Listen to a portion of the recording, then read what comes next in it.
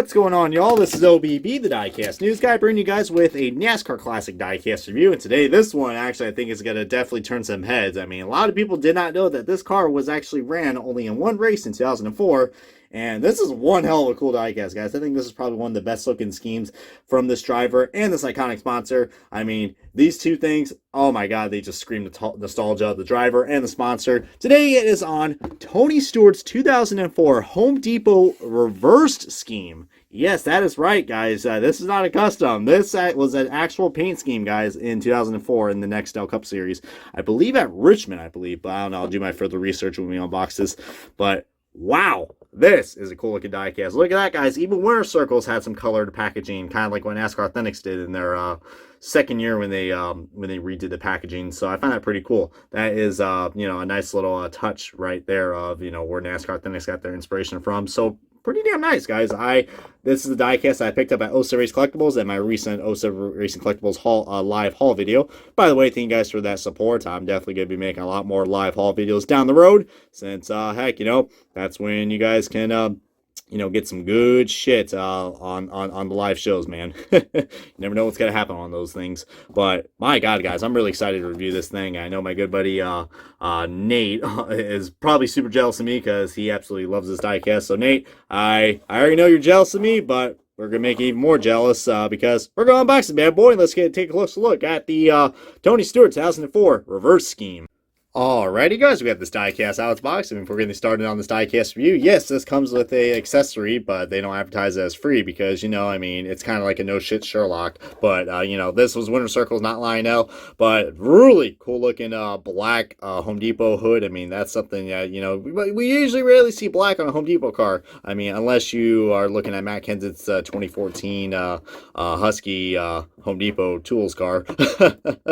But, hey, good, I mean, this is the OG scheme right here, man. You gotta love it. Tony Stewart signature and the big old Home Depot logo. I mean, look at that. That thing is just so iconic. Speaking of iconic, man, let's get back to this iconic paint scheme with a nice little reverse twist to it. I am always a big fan of inverted paint schemes. I mean, the original paint schemes for Tony Stewart, especially this with all the swirls and all that, he's driven, for like a few years now. I know 2004 was like the last year he ran this before he went to the all-orange scheme that everybody knows. But this is really cool. It's a shame he only ran this car once, which is at the Spring Richmond race. But he actually led a good amount of laps in this car, guys. I think like 59 laps he led for the Spring Richmond race. And my God, guys, I mean, could you imagine this thing under the lights? I mean, this was the Spring Richmond race, but could you imagine if they brought the scheme back under the lights or do this as a throwback? Oh my God, guys, that would be beautiful, man.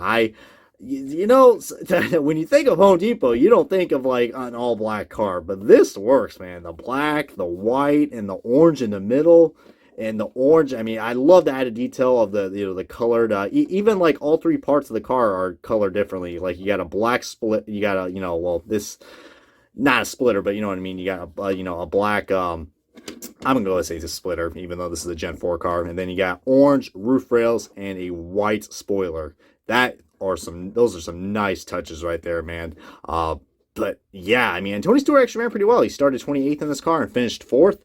But yeah, I saw this at 07 many times, and I just kept looking at it and looking at it. I'm like, you know what? This thing is actually pretty damn beautiful. Not too many people know about this reverse paint scheme, guys, but I absolutely love it when companies do this, guys. They, change things up a notch, and sometimes mixing up the color works. And wow, look at the bottom of this chassis, man.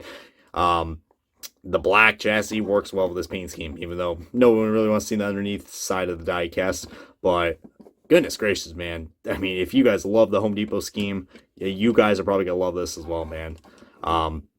The black is so glossy. The orange is bright and vibrant. Look at that Chevrolet Monte Carlo, man. It's just me or just this front bumper. I've kind of gained some Eric Almirola Smithfield vibes just a little bit. I mean, I don't know. I guess that's a little hint before, Tony Stewart started his own team. I don't know. I might be crazy, but I'm kind of getting that vibe right there, even though this is a way older diecast than that car.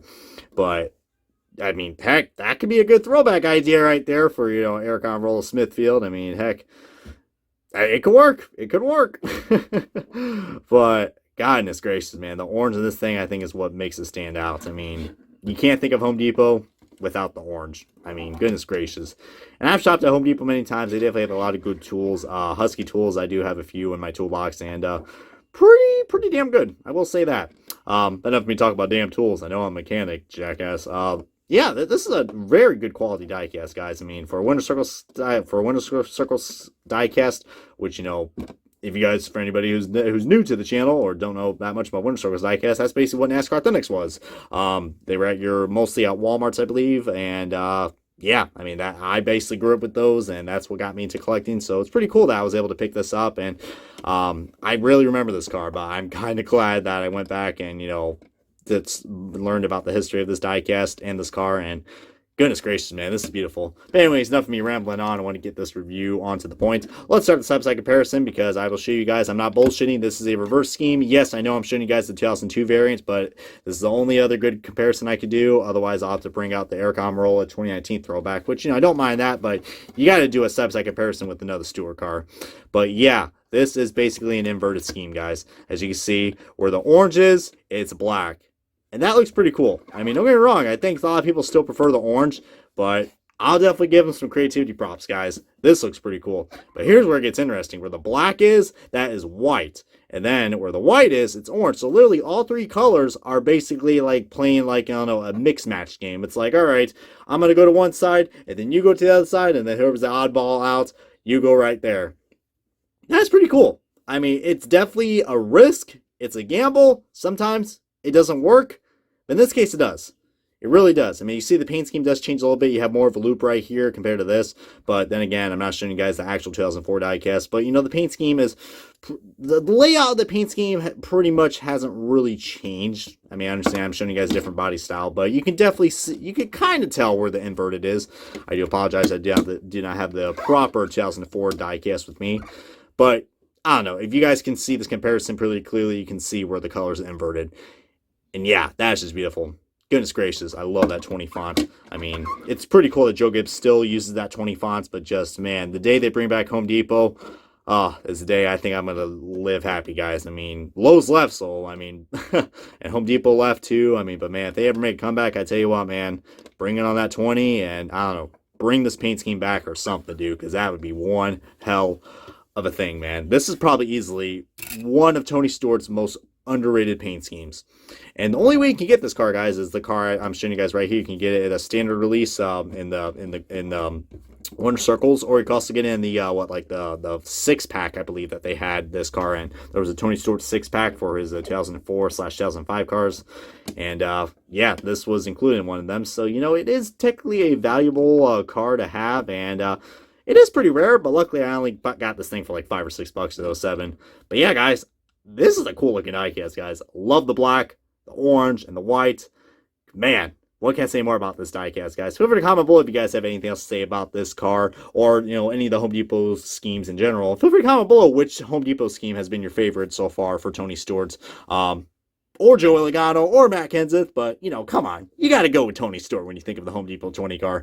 But anyways, guys, this has been OBB, the Diecast News Guy. Thank you guys so much for watching this Diecast review of the 2004 Tony Stewart Home Depot Chevrolet Monte Carlo for Joe Gibbs Racing. Like, subscribe, and this has been OBB. Catch you guys next time as we're going to reverse our way into some more Diecast reviews. Goodness gracious, Brian, that was a bad pun.